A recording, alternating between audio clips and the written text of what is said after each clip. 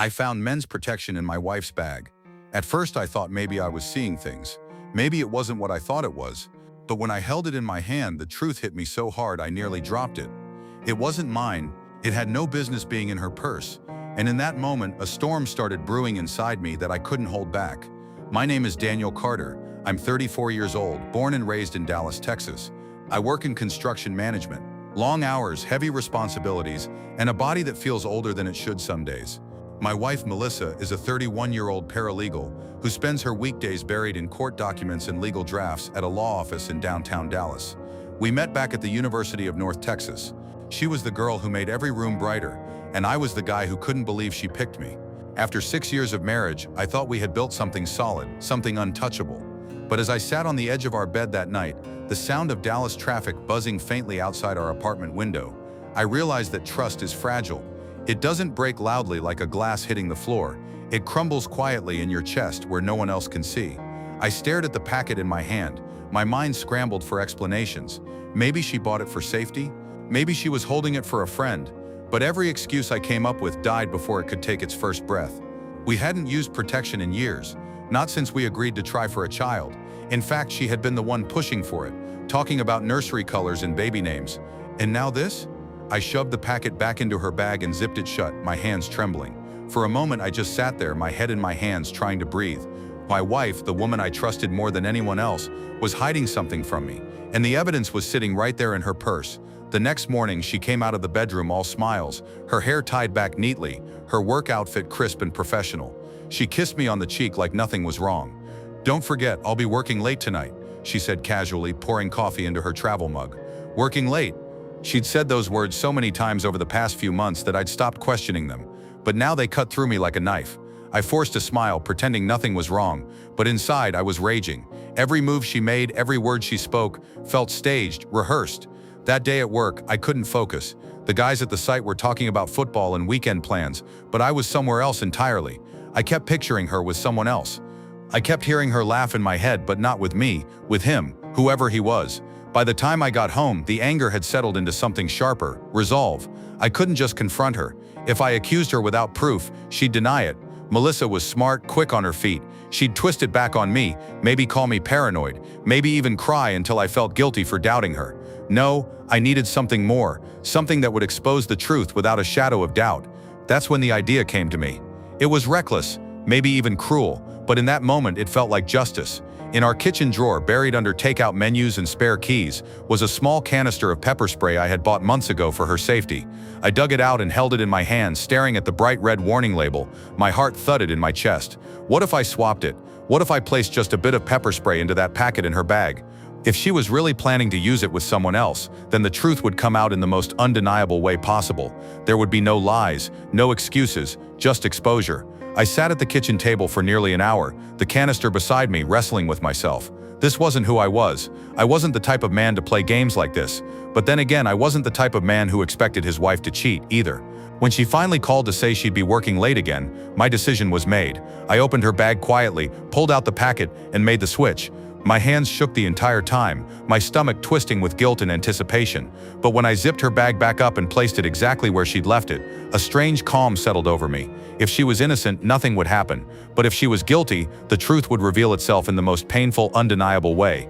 That night I lay awake, staring at the ceiling, listening to the clock tick. Every sound outside our apartment, the distant honk of a horn, the rumble of a passing truck, felt amplified. Melissa came home late, slipping quietly into bed beside me. She smelled faintly of perfume, but not the kind she usually wore. I kept my eyes shut, my breathing steady, pretending to be asleep. Inside, though, my heart hammered like a war drum. I had set the trap. Now all I could do was wait for it to spring. I barely slept that night. Melissa's breathing was soft and steady beside me, but my mind was racing. Every time I closed my eyes, I imagined the worst.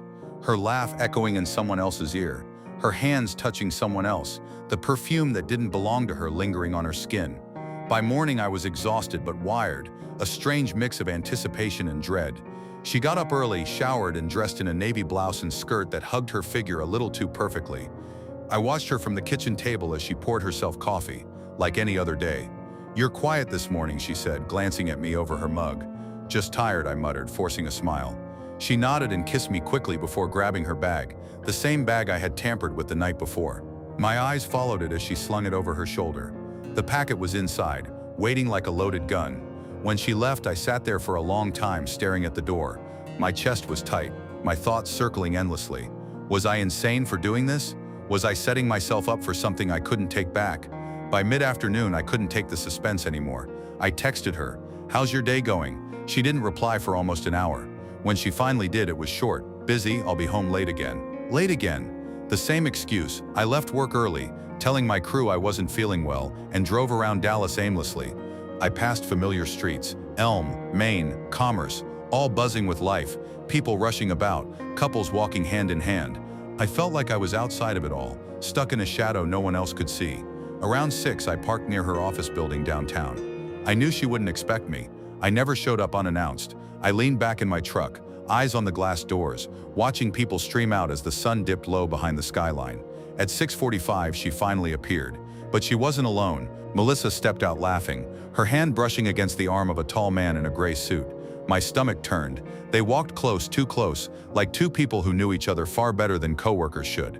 He opened the door of a black sedan for her, and she slid in, smiling up at him before he joined her in the driver's seat. My chest felt like it was caving in.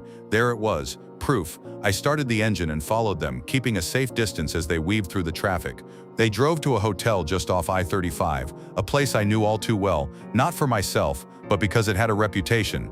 Couples went there when they wanted privacy. I parked across the street, gripping the steering wheel so hard my knuckles turned white. I watched them disappear inside, her bag still on her shoulder. My trap was with her. My throat was dry, my pulse racing. Minutes crawled by like hours. I sat there in the dark, headlights off, wrestling with every emotion I'd ever felt. Rage, hurt, betrayal, love, even twisted and broken, still clinging to me in the ugliest way. Then it happened. A shadow moved across one of the lit windows of the hotel's second floor. I couldn't see everything, but I could see enough. Figures moving, clothes tossed aside, and then sudden sharp chaos. The man stumbled back, clutching his face, his mouth open in a silent scream. Even from across the street, I could almost feel his pain. He staggered toward the bathroom, fumbling desperately. Melissa followed, panicked, holding her hands up like she had no idea what just happened. My trap had sprung. I should have felt satisfied, maybe even vindicated. But instead, a wave of sickness rolled over me. My heart hammered, my palms sweating against the wheel. I had wanted proof, and now I had it. But watching it unfold like this, watching her betray me, watching him suffer, it didn't feel like victory. It felt like hell. I stayed there for almost an hour, long after the lights in that room went dark again. My mind was numb, my body heavy. Part of me wanted to storm in, drag her out, demand answers. Another part of me just wanted to drive away and never look back. Around 10, Melissa finally emerged. She looked shaken, her hair messy, her blouse buttoned wrong. The man wasn't with her. She hurried to the car alone, clutching her bag tight against her side. I followed her home, my truck crawling a few cars behind. She parked outside our apartment and walked inside like nothing had happened. I sat in my truck for a long time, staring at the faint glow of our living room lamp. When I finally went in, she was already in bed, pretending to be asleep. Her breathing was uneven though, like someone forcing themselves to stay calm. I stood there in the doorway, staring at her silhouette in the dark, my chest tight. The woman I loved was lying to me, and now I had the kind of proof no one could deny. But proof wasn't enough. Not for me. I didn't just want her secret exposed, I wanted her to feel what I felt. And that's when the thought hit me. Revenge wasn't complete yet. Not until she confessed. Not until she knew I was the one who set the trap. I stood in the doorway, staring at her as she pretended to sleep. My chest rose and fell, heavy, each breath carrying the weight of everything I just witnessed. She had betrayed me. I had the proof. But now came the hardest part, facing her with it. I flicked on the bedroom light. Melissa flinched, her eyes snapping open. She squinted at me, confusion flickering across her face. "Daniel, what are you doing?" I didn't answer at first. I just watched her, my jaw tight, my heart pounding like a drum inside my chest. She shifted uncomfortably, pulling the blanket tighter around herself. "Where were you tonight?" I finally asked, my voice low, steady. She blinked, her lips parting slightly. "I told you, I was working late at the office." I laughed. It was sharp, humorless, the kind of laugh that makes your stomach twist. "Working late, is that what you call sneaking into a hotel with another man?" Her face went pale. She shook her head quickly. "What are you talking about? That's not, don't lie to me." I barked, slamming my hand against the dresser. The sound cracked through the room like thunder. She jumped, her eyes wide, fear creeping into her expression. "I saw you, Melissa. I followed you. I watched you walk into that hotel with him. I watched what you did, and don't you dare try to deny it." Her lips trembled. She opened her mouth to speak, but no words came out. Tears welled in her eyes, spilling down her cheeks. "Daniel, please," she whispered. "I made a mistake." "A mistake?" I spat the word like poison. 6 years of marriage and you call this a mistake? You carried protection in your bag like I wouldn't notice. You planned this. You lied to me every time you said you were working late. And tonight you got exactly what you deserved." Her head jerked up, confusion cutting through her tears. "What do you mean?" I stepped closer, my eyes locked on hers, my voice cold and sharp. "That packet you had? The one you used with him? I switched it. I put pepper spray in it."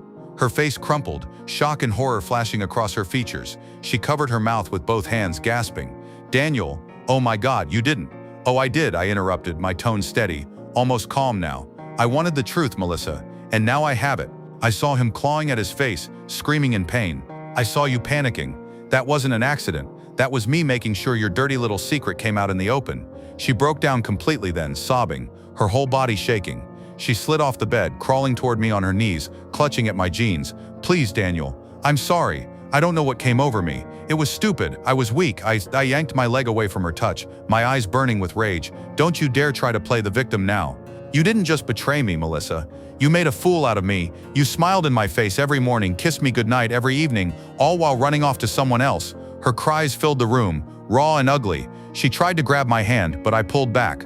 For the first time in 6 years, I felt nothing but disgust looking at her. The woman I once loved more than life itself was a stranger now, a liar, a cheater, a fraud. "You ruined this marriage," I said coldly. "Not me. You." She shook her head desperately. "No, please, we can fix this, Daniel. We can go to counseling. Counseling." I cut her off, laughing bitterly. "You think you can erase what I saw tonight? You think I can forget the image of you with him? Forget the lies, the perfume that wasn't yours, the late nights, the packet in your bag?" She couldn't answer. She just sobbed harder, collapsing onto the floor. I grabbed her bag off the dresser and tossed it at her feet. "Pack your things. Tonight." Her head shot up, her eyes wide. "Daniel, please, don't do this. I love you. If you loved me," I snapped, "you wouldn't have been in that hotel room." For a moment, the room went silent except for her choked sobs. Then, slowly, she dragged herself up and started stuffing clothes into the bag, her hands trembling so hard she could barely fold anything. I stood there, arms crossed, watching, my face stone. When she was done, she stood by the door, her eyes red and swollen, staring at me like she didn't recognize the man standing in front of her. "Daniel," she whispered. "Please, go," I said simply, and she did. The door shut behind her, and the silence that followed was deafening. I stood there for a long time, staring at the empty space where she had been. My chest hurt, my throat burned, but I didn't let the tears come. Not yet. Instead, I walked to the window and looked out over the Dallas skyline. The city buzzed with life, cars moving, people laughing, neon lights glowing. And there I was, alone in my apartment, my marriage shattered, my heart broken. But strangely, I felt lighter. The truth was out. The lies were gone. She was gone. And for the first time in months, maybe even years, I wasn't the fool anymore. I was the man who took back control.